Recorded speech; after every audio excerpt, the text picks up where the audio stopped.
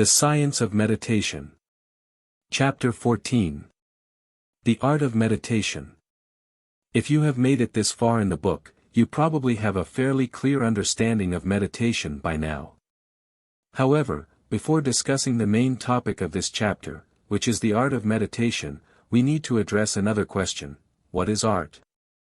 Answering that seemingly simple question is more challenging than it may appear. You may be thinking that art is just something beautiful created by artists. Indeed, many beautiful creations fall into the category of art. However, upon careful reflection, you will realize that, in this world, many things that are not so beautiful, and may even be strange or ugly, are also called art. Furthermore, even for those works that are universally acknowledged as beautiful, every individual has a different notion of beauty. Thus, beauty is clearly subjective. But is there any objective measure to determine if something qualifies as art? The British philosopher Robin George Collingwood, in The Principles of Art, defined art as the expression of human emotions. Note that, according to this definition, emotions refer to sensibility, and thus do not encompass rational expression, such as is found in science, philosophy, and mathematics. For instance, Einstein's equation, E equals mc squared, like many great artistic masterpieces, possesses a profound and elegant simplicity, but we categorize it as a scientific theory, rather than as a work of art. Understanding the essence of art helps to clarify several ambiguities. For instance, if a created object makes you feel elated and inspires you to perceive beauty, it can be considered a work of art. On the other hand, if a piece evokes anger, fear, or even pain within you, it may also qualify as a work of art. That is because the essence of art lies in the expression of human emotions, which can range from positive to negative. That also explains why artists are generally emotional individuals. Although not all emotional individuals become artists, they need the desire and ability to express emotions through artistic creation. Lacking what is called artistic sensibility not only diminishes the possibility of one becoming an artist, but also restricts one's capacity to fully appreciate art. From that perspective, if we wish to become artists, or even just desire to better appreciate artistic works, we must strive to enhance our artistic sensibility, making our emotions more varied and sensitive. So, is there a specific way to enrich and refine our emotions? Absolutely, and there is more than one way to achieve that. For instance, delving into the context behind artistic works, understanding artists' intentions, and cultivating empathy for them as human beings can heighten and deepen our emotional connection, both to them and to their art. Moreover, if we vary our personal experiences, that will expose us to life's myriad flavors, thereby enabling us to experience emotions we never felt before. That in turn can facilitate a deeper connection in us with specific art forms or pieces. However, as noted earlier, emotions span a wide spectrum, from positive to negative, and may even extend to deeply distressing sentiments. The intriguing news is that there is a unique method that significantly enriches our emotions while ensuring that our experiences remain entirely positive, devoid of any negativity. What is even more extraordinary is that this method does not demand social engagement or worldly exposure. It can be effortlessly practiced while one is sitting comfortably at home. Yes, you may have guessed, that method is meditation.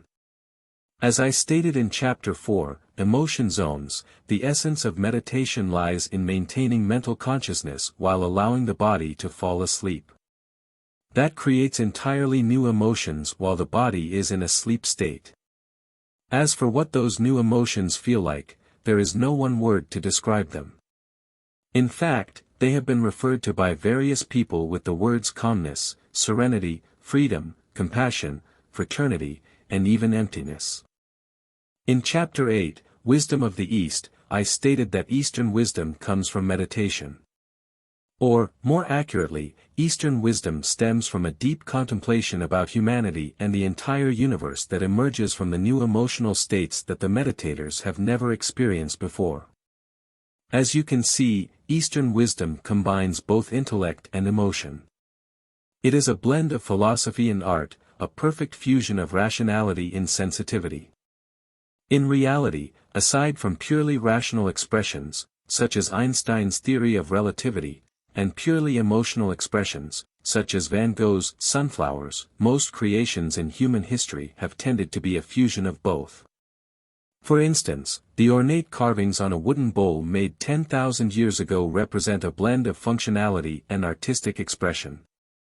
Likewise, while the internal chips and software within an iPhone represent the rational ingenuity of scientists and engineers at Apple, the phone's elegant design and user-friendly interface mainly reflect the personal emotional expression of Steve Jobs. Clearly, from the ornate wooden bowls of ancient civilizations to Steve Jobs' revolutionary iPhone, human beings have continuously blended rationality in artistic expression. Meditation not only leads to the acquisition of Eastern wisdom, but also has sparked the creation of many distinctive Eastern arts. For instance, Japanese gardens are created in accordance with Shinto and Buddhist philosophies that emphasize harmony between nature and humanity. Typically, those gardens display simple, asymmetrical layouts, dominated by carefully pruned evergreen trees. Japanese gardens incorporate bridges, rocks, stepping stones, raked gravel, stone lanterns, and other objects that foster an atmosphere that is conducive to meditation and deep reflection. The rocks, which symbolize mountains, and the meticulously raked gravel, which symbolize water, serve as aids for meditation among Japanese monks. Hence, Japanese gardens barely use any flowering plants, relying instead on static elements that are believed to induce a sense of tranquility. Even for someone who lacks experience with meditation, being in such an environment may calm the mind, although that could be the limit of that individual's perception. Conversely, the more experience one has with meditation, the more profound and colorful one's understanding becomes. Another example of an Eastern art is the Japanese tea ceremony, a tradition developed by Japanese monks who returned from studying in Tang, China, 618 to 907 AD, from which they brought back and combined the concepts of Zen and tea. The Japanese tea ceremony elevates daily life activities to a spiritual level. The core spirit of the ceremony can be summarized in 4 words, Wakeisei Jaku. Wa signifies harmony between human beings and nature. K denotes mutual respect between the host and the guest, which extends to reverence for all things. Sei represents the purity of the mind that is achieved during the Zen state. Jaku encompasses tranquility and integration with nature. The tea ceremony involves strict etiquette and procedures, which help people to grasp its spiritual aspects. Apart from the act of drinking tea, the ceremony requires a specific layout for the tea room, which is decorated with relevant calligraphy and paintings. Even the teaware is carefully selected for the ceremony. In Japan, the tea ceremony is known as seido, and the person conducting the ceremony is referred to as the tea master. During the Meiji period, the artist Okakura Kikuzo, 1863–1913, stated in the Book of Tea that, the tea master strove to be something more than the artist, art itself. That statement holds a twofold significance. On the one hand, the tea masters project their inner world, which they feel during meditation, into their every action and gesture, which become the focal point of seido. The tea room, teaware, and even the tea itself serve as props in that performance art. In a sense, the tea masters may be among the earliest practitioners of performance art in the world. On the other hand, as the tea masters have become the art itself, that implies that when the masters die, the artwork vanishes with them, unlike a painting or sculpture that can endure through time. Nowadays, the Japanese meticulously preserve the traditional form of the tea ceremony, precisely because the ancient masters are no longer present. The current tea masters adhere strictly to the rules set by those ancient masters, aiming to recreate the perfect atmosphere from the past. As a result, the tea ceremony has shifted from its creative origins to become a structured ritual centered on intricate procedures.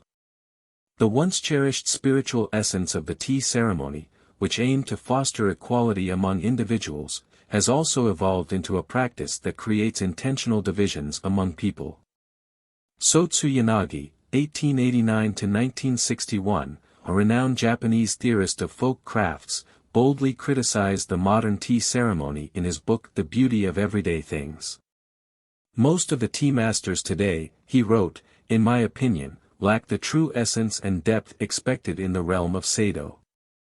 Yanagi also pointed out that the primary intent of modern tea masters seems centered on showcasing their wealth, which has led tea ceremonies to lose their essence and become mere showcases for elaborate teaware.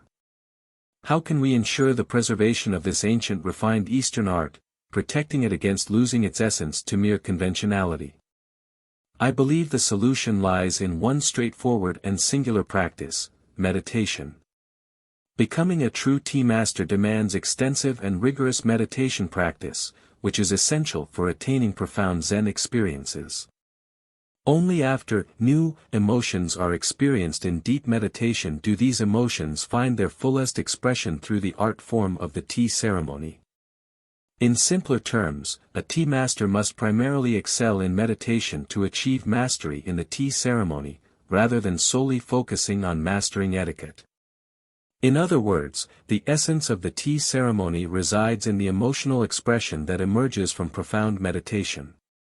That essence extends to other Eastern arts that originated from the tea ceremony, including ikebana, flower arranging, kendo, Japanese swordsmanship, and kodo, the art of appreciating incense, among others. Despite their superficial differences, all these arts fundamentally stem from deep meditation and serve as various forms of emotional expression. In essence, they are all meditative arts. Of course, for most individuals, the aim of meditation is not to become a master in any particular art form, whether the tea ceremony or any other type of artistry. Hence, beyond enhancing our understanding and appreciation of Eastern arts, meditation holds a deeper significance. In Alain de Botton's book Art as Therapy, the author proposes a new way of looking at art, suggesting that it can be useful, relevant, and therapeutic. Through practical examples, he argues that certain great works of art provide clues for how to manage the tensions and confusions of modern life. His chapters on love, nature, money, and politics show how art can help with many common difficulties, from forging healthy human relationships to coming to terms with mortality. In essence, the author views art's primary role as therapeutic for the human soul. That explicitly resonates with the profound importance of meditation for humanity. Furthermore, through meditation, we surpass any individual art form. In the serenity of meditation, we face our inner selves, converse with our souls, and delve into introspection, ultimately releasing the inevitable pains and traumas of life. Letting go of past emotions does not imply forgetting joy and love, and thus becoming heartless. Instead, letting go of past emotions assists in gradually releasing each sorrow, joy, pain, and pleasure, one by one, which leads to discovering inner peace. As a matter of fact, in your journey of letting go and finding peace, meditation will not only soothe your pains and traumas, but also enhance your appreciation for everything you have ever experienced and presently hold dear. Now that you have seen this, why wait any longer? Begin your meditation practice now.